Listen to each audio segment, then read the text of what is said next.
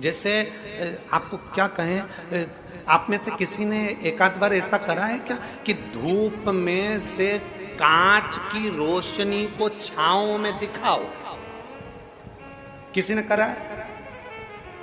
धूप की रोशनी में से कांच में से छांव में दिखाओगे तो वो जो रोशनी जा रही है ना, उसमें छोटे छोटे कण नजर आते हैं।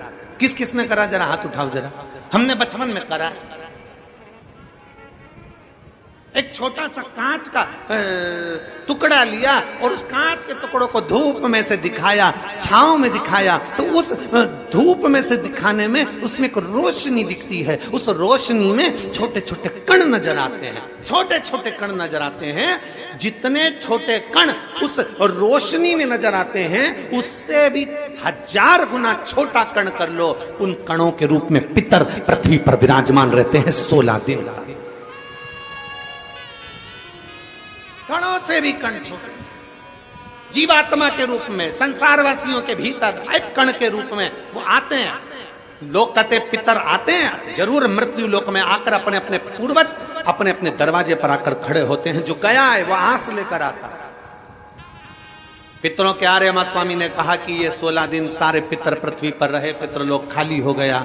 ये सब पितृलोक से आए हैं, इनके परिवार वाले भोजन देंगे, ये आस लेकर आए हैं। क्योंकि जैसे घर की बहू को सास से आस रहती है कि मेरी सास मुझे सोने की अंगूठी देगी, मेरी सास मुझे पायल देगी, मेरी सास मुझे वस्त्र देगी, मेरी सास मुझे ये देगी, उसी तरह घर के जो जीव चले गए, जो मर गए, जो शांत हो गए, जो चले गए, उनको आस रहती है कि हमारे घर का पर पोता, हमारे घर का पोता, हमारे घर का बेटा, हमारे घर की बेटी, हमारा दामाद, हमारा रिश्तेदार हमको भाग देगा। पहले घर जाते हैं, वहां नहीं मिलता तो नाना के घर जाते हैं, वहां नहीं मिलता तो फिर दूसरे बेटी दामाद के घर जाते हैं, कहीं से कुछ मिल जाए। तो आर्यमा स्वामी ने कहा अपने भोले बाबा से, हे शंभु, हे त्रिकालदर्शी कैलाशी, ये 16 दिन श्राद्ध के पितृ रहते हैं पृथ्वी पर। आखिरी में अमावस्या के दिन ये अपने घर को जाते हैं। बाबा, इनमें से कई पितर ऐसे हैं जिनको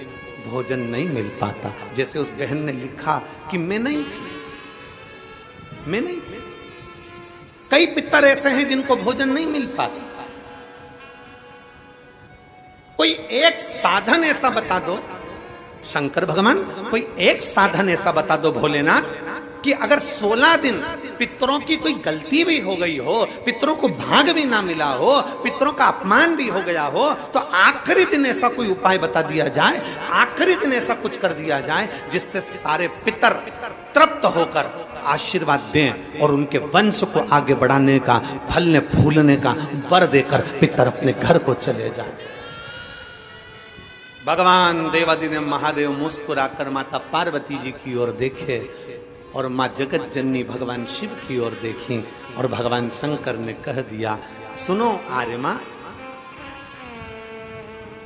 जितने पित्र आप पितृलोक में वापिस लेकर जाओगे, अगर वो पितरों का नियम है 16 दिन श्राद्ध में खाते हैं, भोजन करते हैं, अपने अपने धूप में आप लोग घी शक्कर छोड़ते हो कंडे के ऊपर, गोबरी के ऊपर, ये धूप में आप दे देते हो, गाय के रूप में, कुत्ता के रूप में, पक्षी के रूप में दे देते हो। तो भगवान शंकर ने कहा सारे पितर 16 दिन भोजन करते हैं, अमावस्या के दिन इन पितरों को आप नदी, तालाब, बावड़ी, कुआं, सरोवर, जो पानी का स्थान हो, कोई नदी हो, कोई तालाब हो, कोई बावड़ी हो, कोई कुआं हो, कोई सरोवर हो, ये सारे पितर वहां पानी पीने के लिए आते हैं। जल पीने के लिए पितर पहुंचेंगे। अपने गांव में जो नदी है, तालाब है, बावड़ी है, कुआं है, हैंडपंप है, हाथसी है, जो है उसके पास में ये जल पीने के लिए पहुंचेंगे। तो सुनो आर्यमा स्वामी, अगर संसार में रहने वाला मनुष्य पितृपक्ष की अमावस्या को, पितृ मोक्ष अमावस्या को, जो कि कल 2 अक्टूबर की है,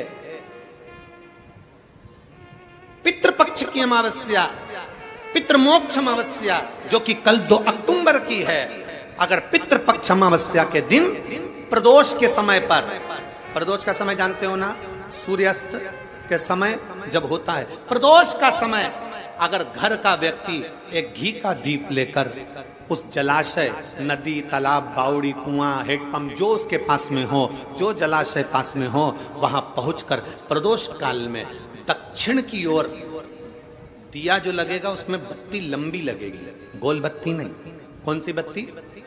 लंबी बत्ती। लंबी बत्ती जानते हो सब लोग? कपास की जो बाती होती है वो लंबी वाली, गोल बाती नहीं, फूल बाती नहीं, लंबी बाती। कपास की बाती को लंबा कर कर वो बाती घी के दिए में रखकर बाती का मुख दक्षिण का कर कर अगर दीप प्रज्वलित किया जाता है तो वो घर के पितर कभी बद्दुआ नहीं देते, उन पितर आशीर्वाद देकर ही जाते हैं।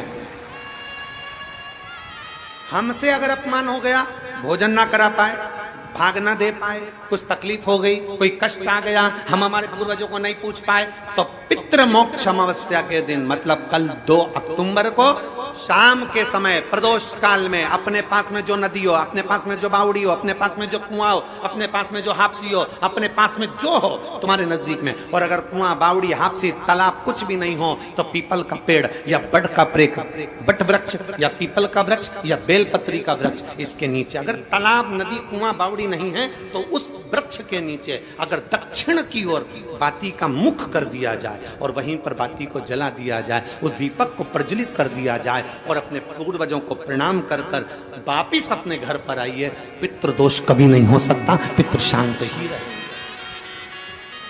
पितृ शांत ही रहे।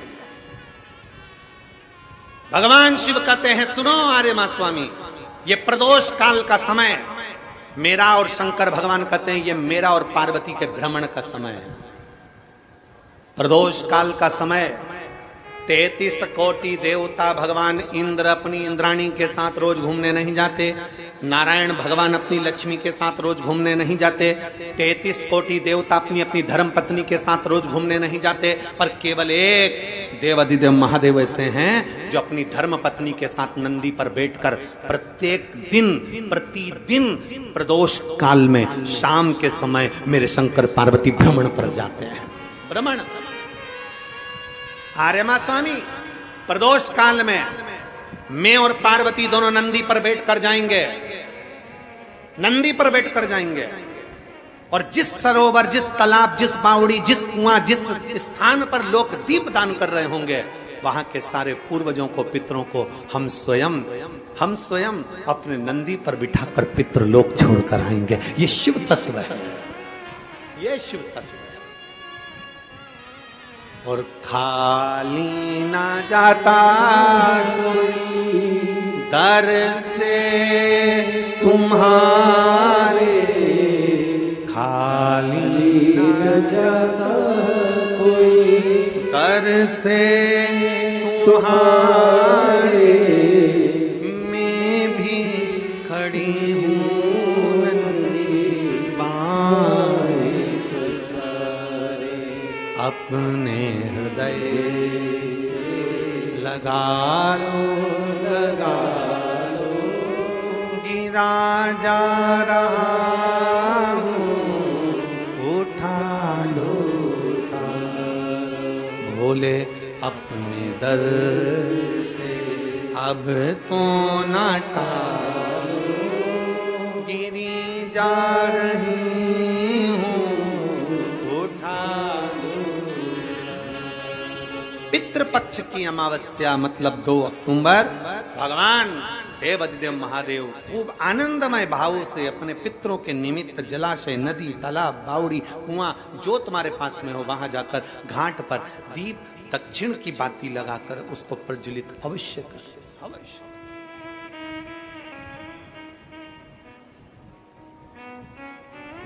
कोई मौका मिल जाए दान पुण्य करने का तो करो, सत्कर्म करने का मिल जाए सत्कर्म करो, भजन करने का मिल जाए भजन करो, स्मरण करने का मिल जाए स्मरण।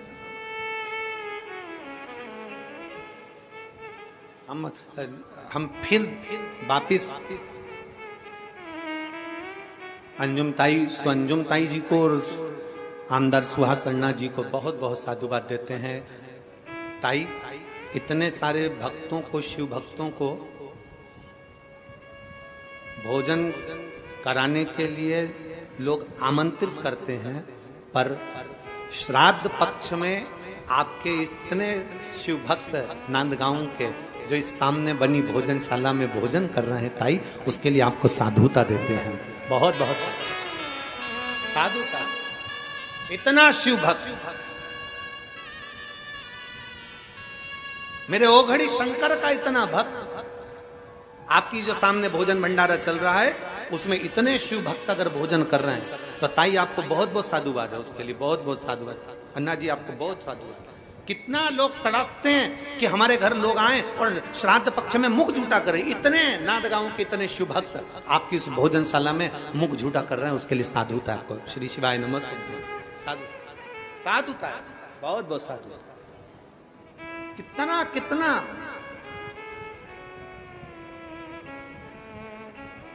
और तेरी कृपा बिना ना हिले एक भी अणु, लेते हैं श्वास तेरी कृपा से। बखान क्या करूं मैं राखों के ढेर का, चपटी भभूत खजाना कुबेर का। हे गंगाधार मुक्ति द्वार ओंकार तू, भोले ओंकार तू। आयुष तिहार शंभु तार तार तू। बखान क्या करूं मैं राखों के ढेर का, चपटी भभूत खजाना कुबेर का। हे गंगाधार मुक्ति द्वार ओंकार तू, भोले ओंकार तू। आयुष तिहार शंभु तार तार। ये हमारा सनातन धर्म हमको सिखाता है, ये हमारा राष्ट्र हमको सिखाता है, ये हमारा राष्ट्र हमको सिखाता है, हमारा सनातन धर्म हमको सिखाता है, ये हमारा शिव तत्व हमको सिखाता है।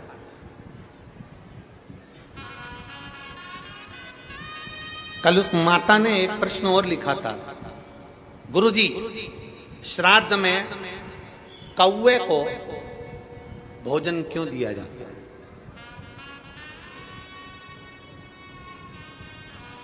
श्राद्ध में कौवे को भोजन क्यों दिया जाता है? अरे भाई मेरी जीजी, मैं आपको हाथ जोड़कर प्रणाम कर निवेदन करना चाहूंगा कि श्राद्ध में कौवे को भोजन क्यों दिया जाता है। किसी साइंटिस्ट से पूछें, किसी वैज्ञानिक से पूछें, किसी रिसर्च सेंटर से पूछें कि कौवे को श्राद्ध में भोजन क्यों दिया जाता है। हमारा सनातन धर्म साइंस से जुड़ा हुआ है। हमारे शास्त्र, हमारे वेद, हमारे पुराण, हमारे जितने वेद पुराण शास्त्र सब साइंस से जुड़े हुए हैं। और हमारा शास्त्र कहता है कि श्राद्ध में कौवे को भोजन क्यों दिया जाता है। उसका एक कारण है, श्राद्ध का भोजन कौवा जब करता है, कौवा भोजन करने के बाद उस भोजन को करने के बाद उस भोजन को पचाने के लिए कौवा पीपल के वृक्ष पर बैठता है। कौवा जब पीपल के वृक्ष पर बैठता है तो पीपल के वृक्ष के फल को, उसके पत्ते को, उसकी जड़ को, फल को खाना प्रारंभ करता है। कौवे का श्राद्ध का भोजन ऐसे ही नहीं पच जाता। कौवा पीपल के फल को खाता है। पीपल के फल को खाता है तो वो फल खाया हुआ कौवा किसी दीवार पर, किसी भूमि पर अपनी बीट करता है तो वहां पीपल का पेड़ उत्पन्न हो जाता है, जिससे सनातन धर्म की मजबूती है।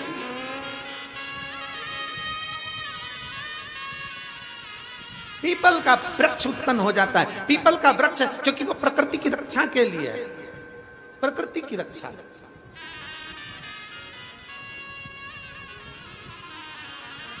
आ जाइए, आ जाइए, आ जाओ, आ जाओ।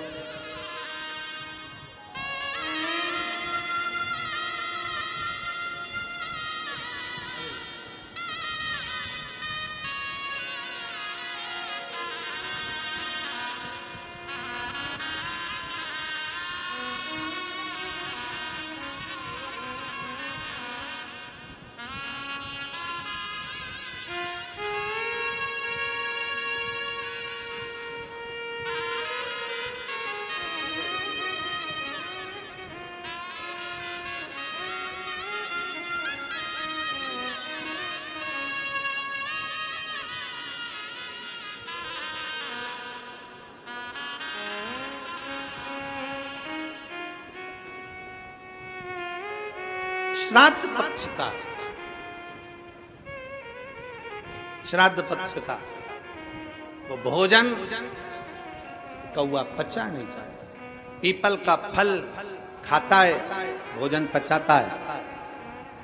कितना विचित्र है हमारा सनातन धर्म। जरा देखिए कि एक पक्षी भी एक वृक्ष को लगाने की दम रखता है, तो आप और हमारा भी फर्ज बनता है कि कम से कम अपने पूर्वजों के नाम से एक वृक्ष जरूर लगाना चाहिए, एक वृक्ष जरूर लगाना चाहिए। ये सनातन धर्म की मजबूताई, सनातन धर्म की।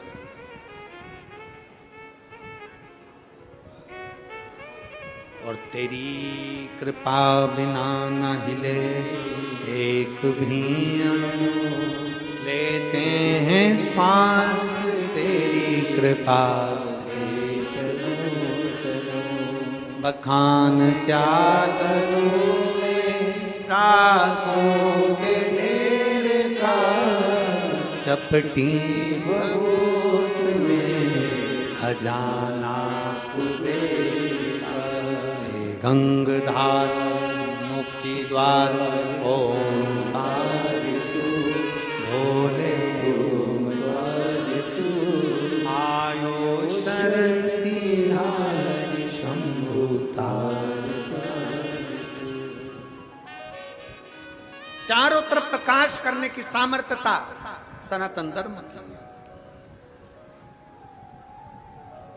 सनातन धर्म। और बहुत ध्यान से, बहुत सावधानी से स्मरण रखिएगा,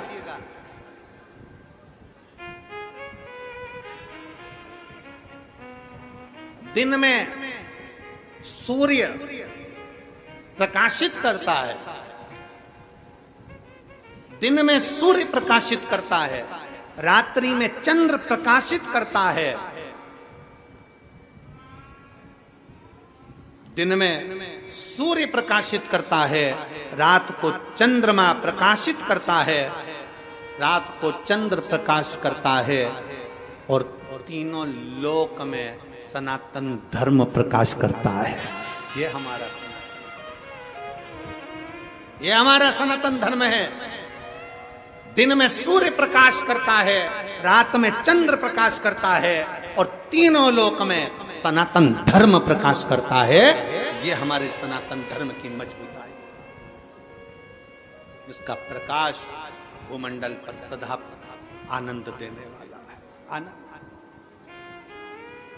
सारी समस्या का हल, जम के बोलो जरा, सारी समस्या का हल एक लोटा जल, एक लोटा जल। प्रतिदिन चढ़ाइए, प्रतिदिन शिवालय जाइए, प्रतिदिन शंकर के द्वार जाइए, प्रतिदिन शंकर का स्मरण करिए, फिर कथा करिए। चिंता और चिंतन में अंतर है, बहुत अंतर है। वही चिंता चिंतन की कथा चल रही है, वही समुद्र मंथन की कथा चल रही है, वही समुद्र मंथन की कथा। असुरों को गुस्सा आ गया, असुरों ने सोचा हम काहे को शंकर जी को जल चढ़ा, हमें क्या करना शंकर जी को जल चढ़ाकर। अरे भाई, शिव महापुराण की कथा कहती है, चाय और चरित्र जिस पर गिरते हैं, जिस पल गिरते हैं, दाग जाता ही नहीं है। चाय का भी दाग नहीं जाता, चरित्र का भी दाग नहीं जाता। इसलिए सावधान, बहुत सावधान। मेरे भारत की बेटियों से निवेदन है, संपूर्ण विश्व की बेटियों से निवेदन है, परसों से नवरात्रे चालू हो रहे हैं। सनातन धर्म की शुरुआत का ये एक अनूठा त्योहार है, नवरात्रि का त्योहार। मेरा संपूर्ण भारत की बेटियों से निवेदन है, संपूर्ण जगत की बेटियों से निवेदन है, इस व्यासपीठ के माध्यम से, इस नांदगांव की व्यासपीठ के माध्यम से संपूर्ण जगत की बेटियों से निवेदन है कि आपसे निवेदन है कि अगर गरबे में जा रही हो, गरबा खेलने के लिए जा रही हो, निवेदन है हमारे सनातन धर्म की मर्यादा के साथ जाना, वस्त्र ऐसा पहनकर जाना जो मर्यादित हो, वस्त्र ऐसा पहनकर जाना जो मर्यादित हो। हमारी मर्यादाओं को गिराने वाले वस्त्र पहनकर ना जाइएगा, मेरा बेटियों से निवेदन है।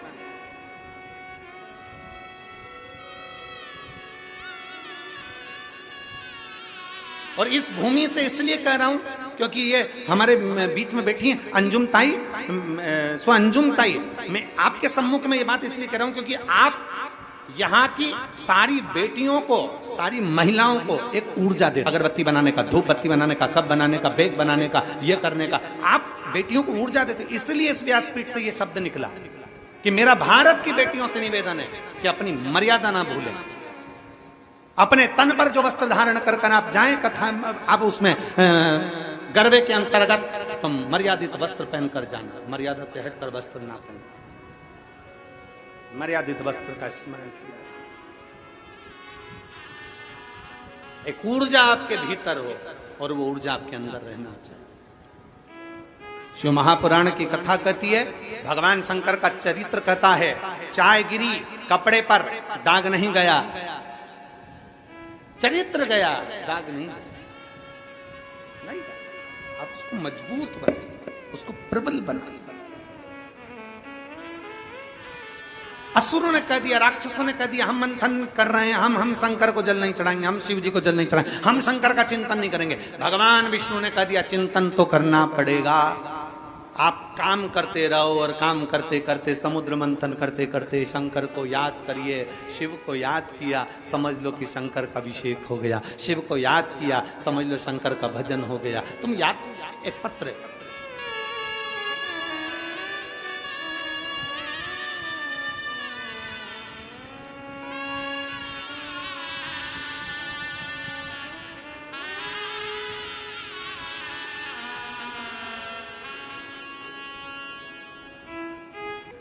हम एक दिन की कथा सुनने के लिए मालेगांव आ गए, और मालेगांव में एक दिन की कथा सुनी, और कथा सुनने के बाद मेरे पति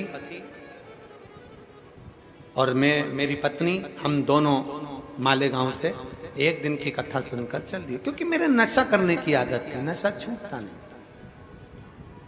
कथा पूरी हुई 5 बजे, हम घर गए, मंदिर में 1 लोटा जल चढ़ाया, जल चढ़ाकर मैंने आचमन करा। मुझे क्या मालूम था कि मेरी पत्नी कथा के पंडाल की, जहां कथा का पंडाल लगा था, वहां की मिट्टी मेरे को लगा देगी। वहां की मिट्टी मेरी पत्नी ने मेरे को लगाया, और ना जाने मुझे क्या हुआ गुरुदेव, उस मालेगांव की एक दिन की कथा के बाद आज तक मैंने मदिरा को हाथ नहीं लगाया। छोड़, मैं नहीं जानता गुरुजी की शिव महापुराण की मिट्टी में क्या होता है, मैं नहीं जानता गुरुजी की शिव महापुराण का कंकर शंकर का क्या होता है, मैं नहीं जानता कि शंकर की भक्ति क्या होती है। एक दिन की कथा, मात्र एक दिन की कथा हमारे जीवन को सवार दिया। एक दिन, एक पल, एक घड़ी, जो 30 साल से मदिरा का नशा कर रहा है, उसका नशा छूटे कैसे? कैसे छूटे?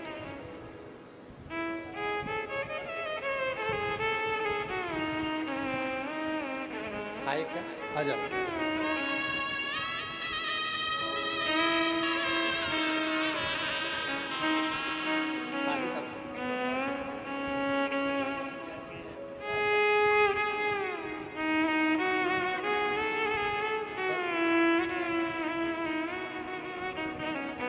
आपने अपना अवगुण दिखा, ये सबसे बड़ी बात है इसके साथ।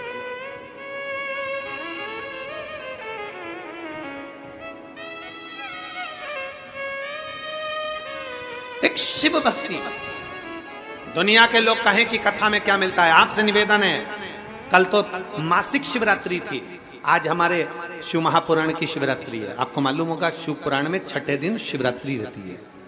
शिव पुराण की शिवरात्रि क्यों रहती है? क्योंकि आज के दिन रात में लोग पूरी रात संकीर्तन करते हैं। और मैं भाऊ आपको धन्यवाद दूंगा, अन्ना जी आपको साधुवाद दूंगा कि आपको क्या मालूम, कहाँ से मालूम पड़ जाता है कि 6ठे दिन की रात्रि शिवरात्रि रहती है, और आपने आज रात्रि को भजन का आयोजन भी रखा है, तो उसके लिए साधुवाद है। क्योंकि आज की रात्रि हमारे यहाँ कथा में शिवरात्रि मनाई जाती है। आज के दिन रात भर शिव भक्त आते हैं, आसपास के क्षेत्र में जितने शिव भक्त होंगे वो पूरी रात आएंगे, भजन करेंगे रात भर पंडाल में, रात भर भजन कर कर सुबह 8 बजे की कथा सुनेंगे, 11 बजे लोग अपने घर को चले जाएंगे। 7वें दिन की कथा पूरी सुनेंगे। और भाग्यशाली हैं आप सब जो बाबा की कृपा से आज भजन कीर्तन का भी आयोजन इन्होंने रखा, जिससे सभी लोग उस भजन का आनंद ले सकें। मौका मिले आप भक्ति करिए, मौका मिले। महाराज शिव तत्व कहता है, भगवान शंकर का चरित्र कहता है।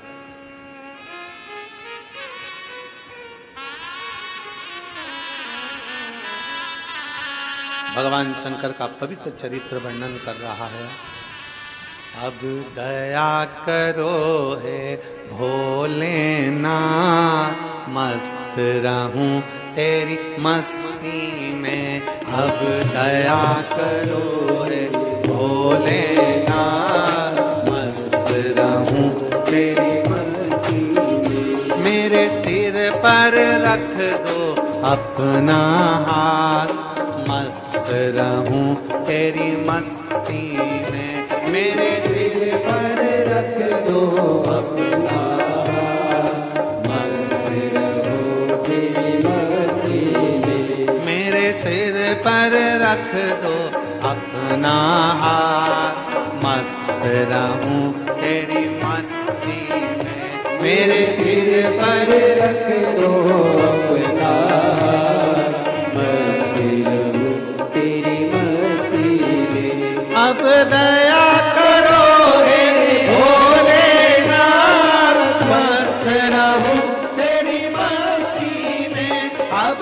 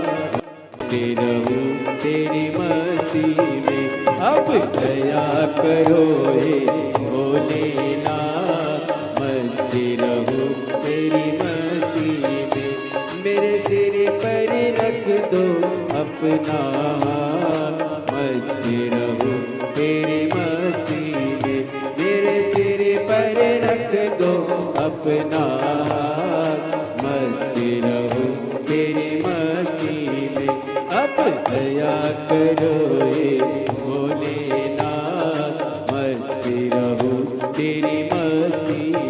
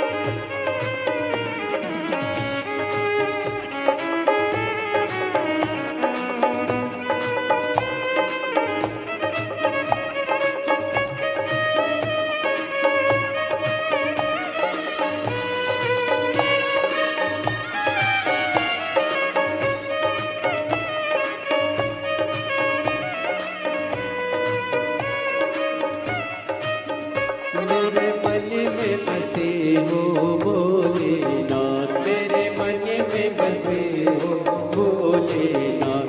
मैं तो हर पल करूँ प्रभु तेरी याद, मैं तो हर पल करूँ प्रभु तेरी याद। मेरे मन में बसे हो भोलेनाथ, मेरे मन में बसे हो भोलेनाथ। मैं तो हर पल करूँ प्रभु तेरी याद, मैं तो हर पल करूँ प्रभु तेरी याद। अब दया करो हे भोलेनाथ, मस्ती रहूं तेरी मस्ती में। अब दया करो हे भोलेनाथ, मस्ती रहूं तेरी मस्ती में। मेरे सर पर रख दो अपना हाथ, मस्ती रहूं तेरी मस्ती में। मेरे सिर पर रख दो अपना हाथ, मस्ती रहूं तेरी मस्ती में।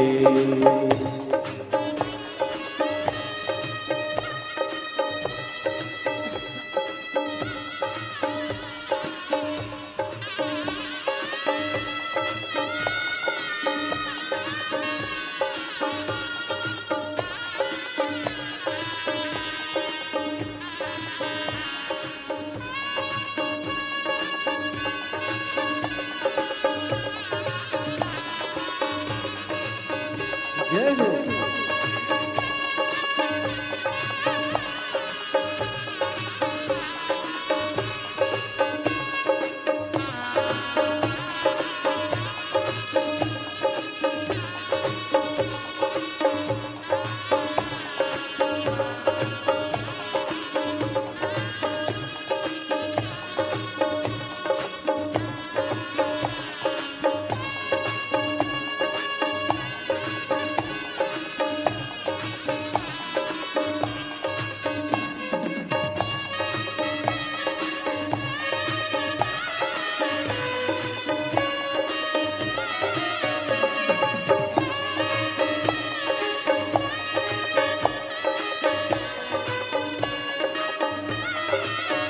मैं तो मगन हो भोले तेरे साथ, मैं तो मगन हो भोले तेरे साथ। मैं तो मगन हो भोले तेरे साथ, मैं तो मगन हो भोले तेरे साथ। जब हरे हरे भोले दिन और रात, जब हरे हरे भोले दिन और रात। अब दया करो हे भोलेनाथ, मस्ती रहूं तेरी मस्ती में।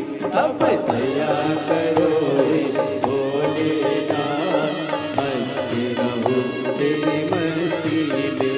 मेरे सिर पर रख दो अपना, मस्ती रहूं तेरी मस्ती में। ओ मेरे सिर पर रख दो अपना हाथ, मस्त रहूं तेरी मस्ती में। अब दया करो हे भोलेनाथ, मस्त रहूं तेरी मस्ती में। अब दया करो हे भोलेनाथ, मस्त रहूं तेरी मस्ती में। अब दया करो हे भोलेनाथ, मस्त रहूं तेरी मस्ती में।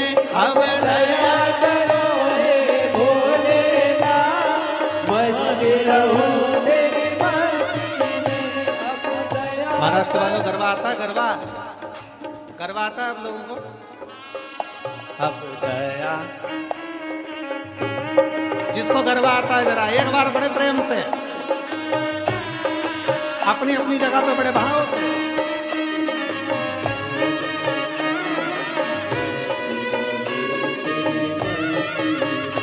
मेरे सिर पर रख दो अपना हाथ, मस्त रहूं तेरी मस्ती में।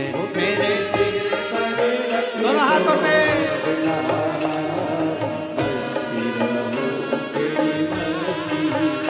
मेरे सिर पर रख दो अपना हाथ, मस्त रहूं तेरी मस्ती में। मेरे सिर पर रख दो अपना, ओ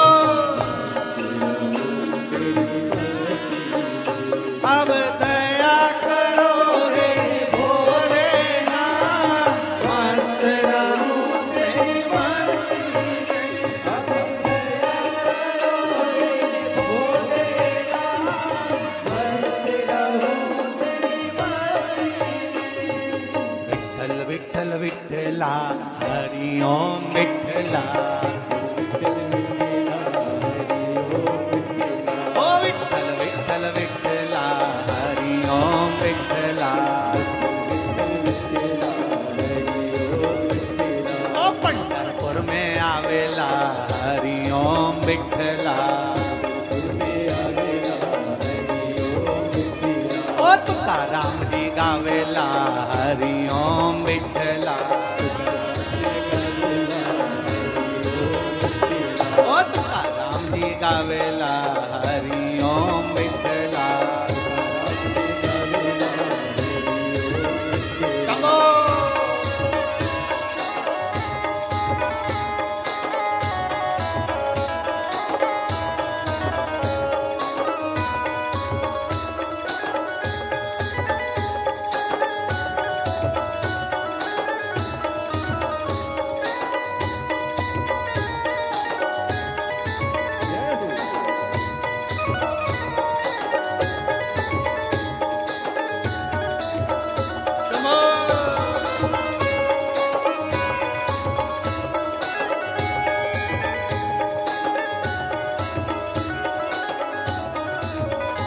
अब दया करो है भोलेनाथ मस्त रहूं तेरी मस्ती में अब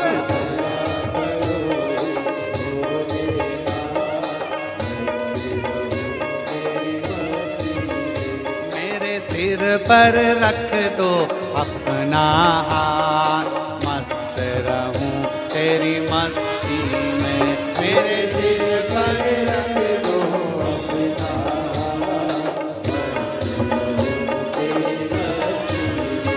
अब दया करो है भोलेनाथ मस्त रहूं तेरी मस्ती में अब दया करो है भोलेनाथ मस्त रहूं तेरी मस्ती में अब दया करो है भोलेनाथ मस्त रहूं तेरी मस्ती में अब दया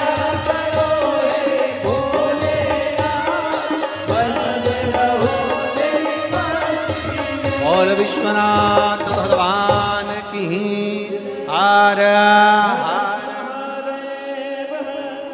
अपने स्थान पर बैठकर भगवान शिव जी से अपने मन की बात बड़े भाव के साथ हृदय से बाबा से प्रार्थना करिए। पितृपक्ष की पवित्र शिव महापुराण की कथा चल रही है।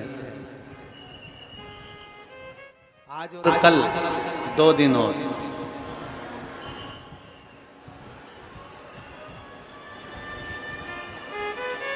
आज की कथा तो वही 1 बजे से 4 बजे तक आ रही। कल कथा पंडाल में सुबह 8 बजे से 11 बजे तक रहेगी और टीवी पर 1 बजे से 4 बजे तक ही आएगी। ये कथा 2 तारीख को कल विराम हो जाएगी, 2 अक्टूबर को। 5 अक्टूबर से 9 अक्टूबर तक हापुड़ उत्तर प्रदेश। कथा का समय पहले दिन 1 से 4 रहेगा, बाकी के दिन 2 बजे से 5 बजे तक रहेगा।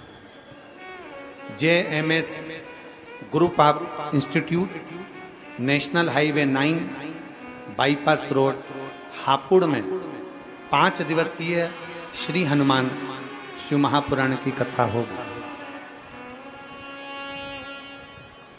नवरात्रि के पावन अवसर पर आप और हम हनुमान जी की इस पवित्र कथा का लाभ लेंगे, श्री हनुमान शिव पुराण का, और अपने जीवन को सार्थक करेंगे। जहाँ जगह मिल जाए वहाँ बैठकर भगवान शंकर से अपने मन की बात कहना है, दिल से बाबा को प्रार्थना करना।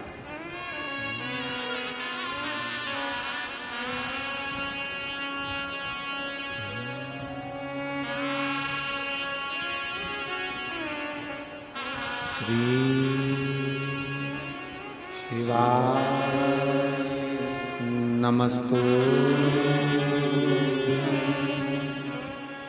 श्री शिवाय नमस्तु श्री शिवाय नमस्तु। श्री शिवाय नमस्तु। श्री शिवाय नमस्तु। भोला सब दुख काटो ओ भोला सब दुख काटो। शिव शंकर जपूं तेरी माला, भोले बाबा जपूं तेरी माला, भोला सब दुख काटो ओ भोला सब दुख काटो। देश है मंगलकारी, देश है मंगलकारी। शमशान वासी हमारा, शमशान वासी हमारा, ओ भोला सब दुख काटो ओ भोला सब दुख काटो।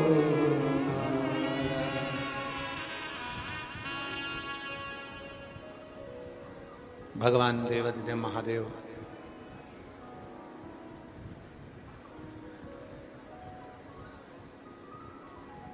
पवित्र चरित्र कह रहा है भगवान शंकर का।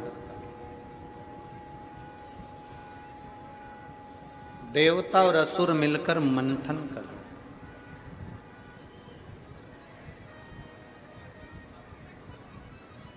भगवान नारायण ने कहा कि असुरों को भी और देवताओं को भी, किन्नर को भी, गंधर्व को भी, नागों को, अप्सराओं, सबको कहा कि ये जो मंथन हो रहा है इसमें शिव का चिंतन करें। जब दुख मंथन हो, इसका स्मरण रहिएगा थोड़ा सा।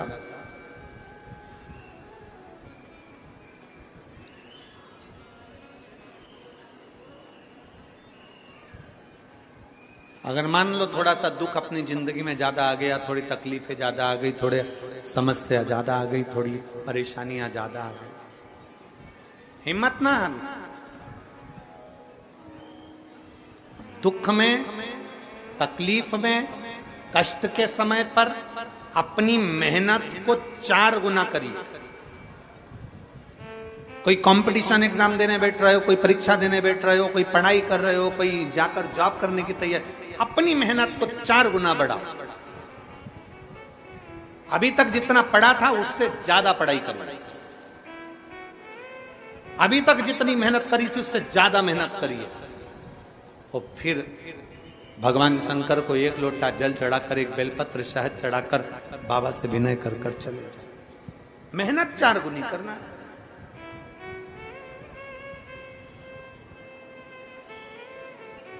और जब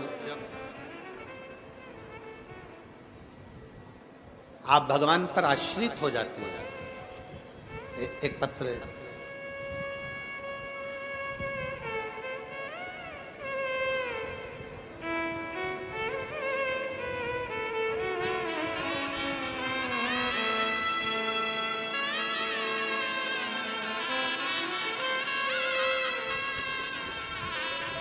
मेरा नाम सुरेखा बाबूलाल राठौड़ है।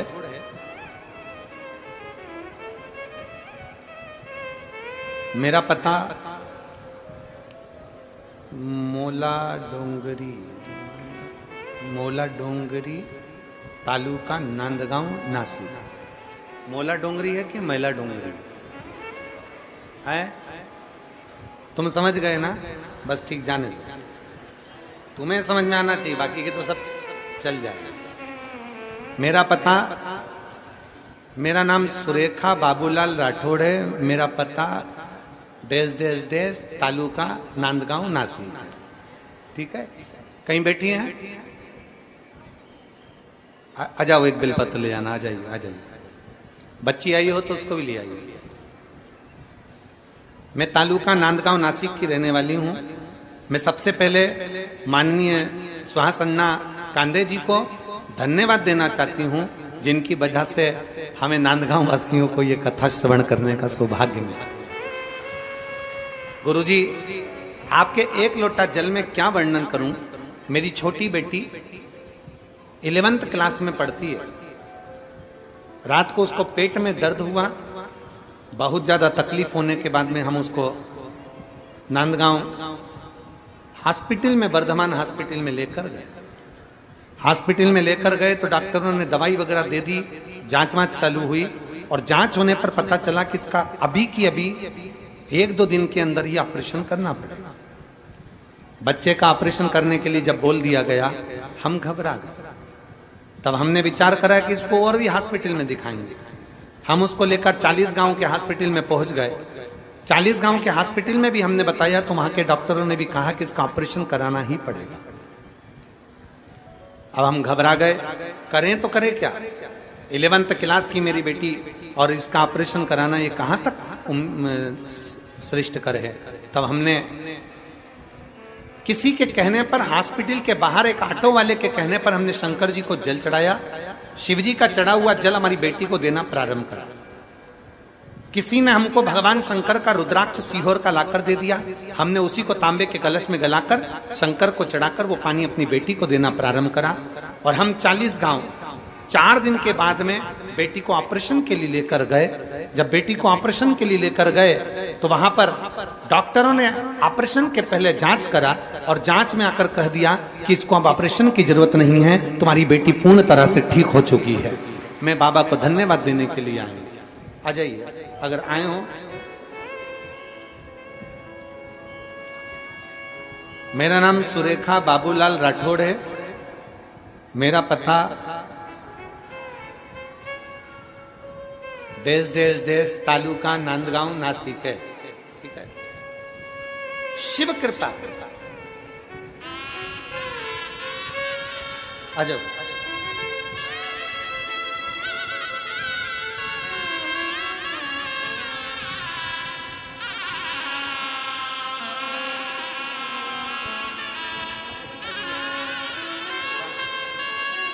पिताजी को भी जानते। आ जाओ, आ जाओ।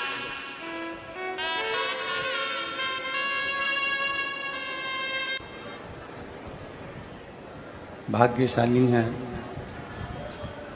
भगवान देवाधिदेव महादेव के सभी श्रोता शिव भक्त। नांदगांव महाराष्ट्र की ये